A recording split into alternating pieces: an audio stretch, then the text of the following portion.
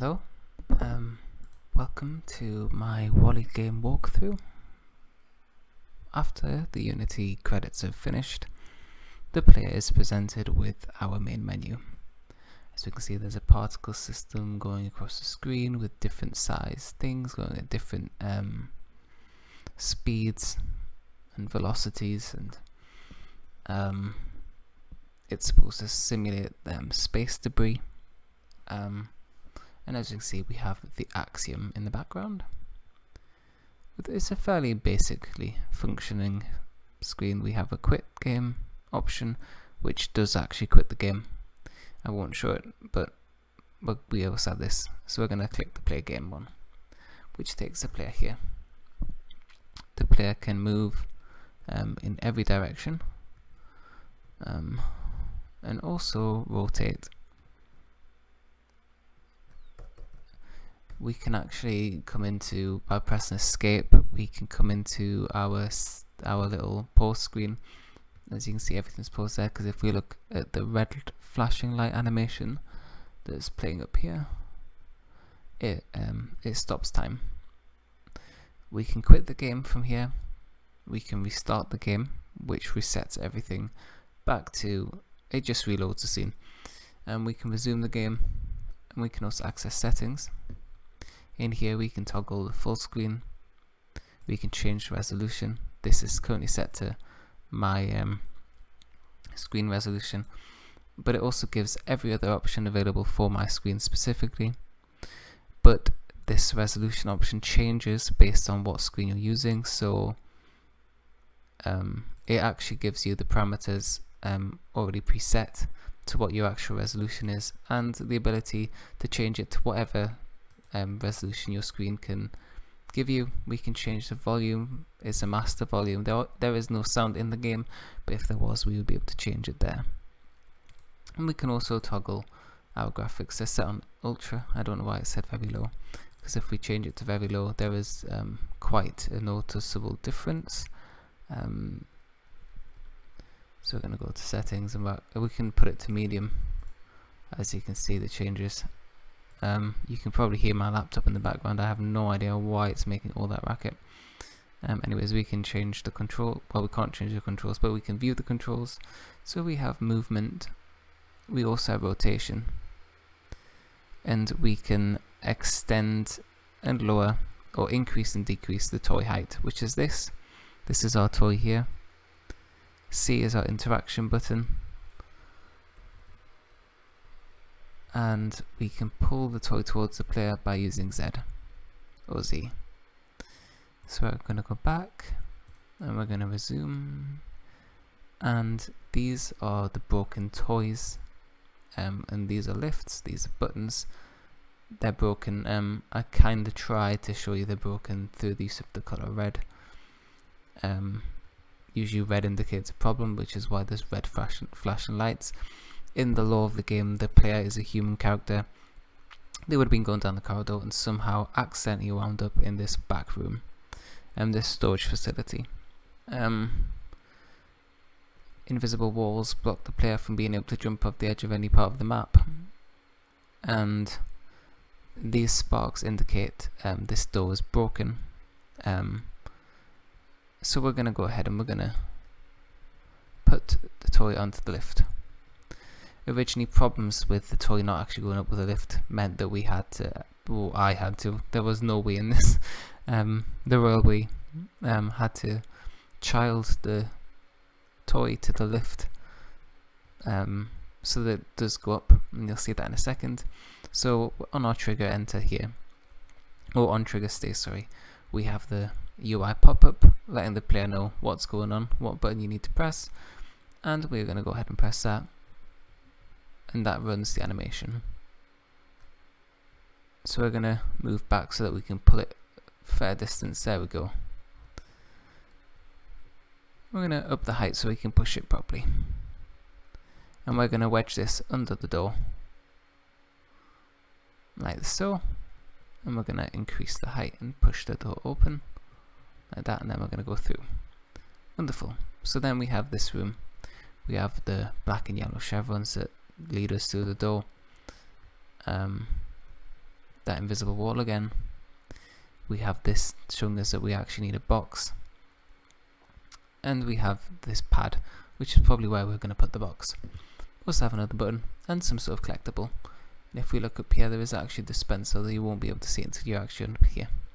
So we're gonna, as the camera works on a dolly, you'll be able to see it has a fixed position and just moves along like so, following the player. So we're gonna push our little, well, not so little at the moment, toy along to create a platform here. It's a little bit high, so we're going to decrease that, and then we can go along. As you can see, this is the dispenser, and there's also 2 lights here. So we're going to click C to get the cube, and there's also some sort of collectible. So we're going to try and get our toy to come along so we can make another platform. A little bit of trickery, a little bit of finesse. Oh god. Oh well, that's never. There we go. That was actually quite easier than I expected. Usually it takes a bit of fiddle work. Anyways, there we go. So we're gonna push our cube along.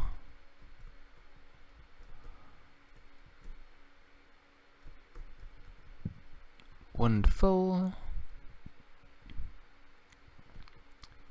Just a little bit more. There we go. Onto that box there.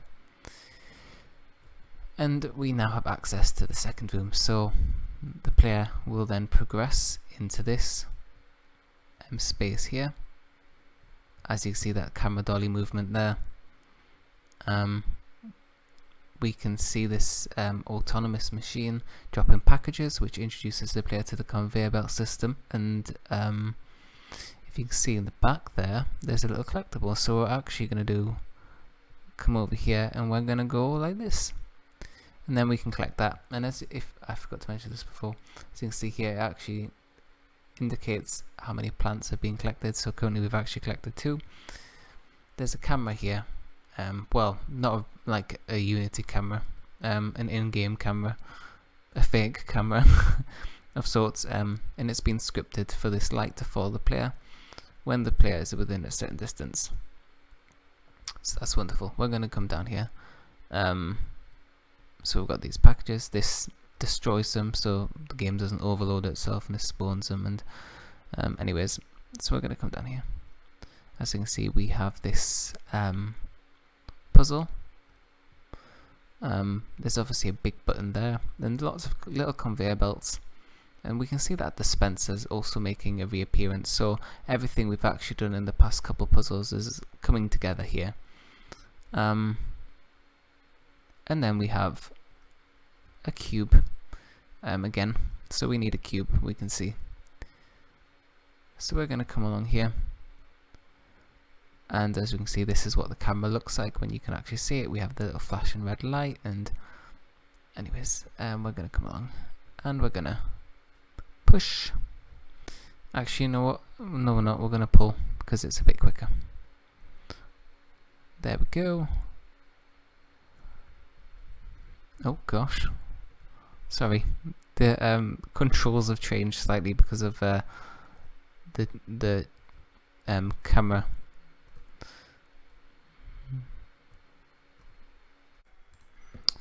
Sorry, I just had to have a quick breakdown, and I'm back. And we're going to try this one more time. Okay. Peace.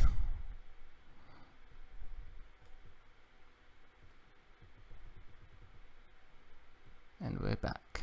Oh yes. Oh no. Okay. Oh, wonderful. Look at that. Okay.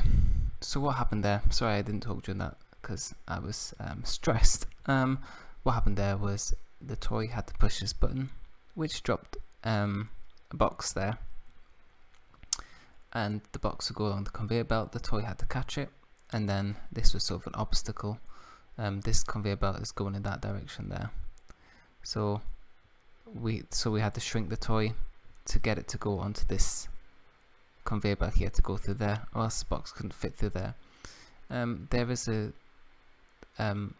collider here, so because the cube wouldn't actually go onto that conveyor belt itself, which basically sets the transform of the cube to there.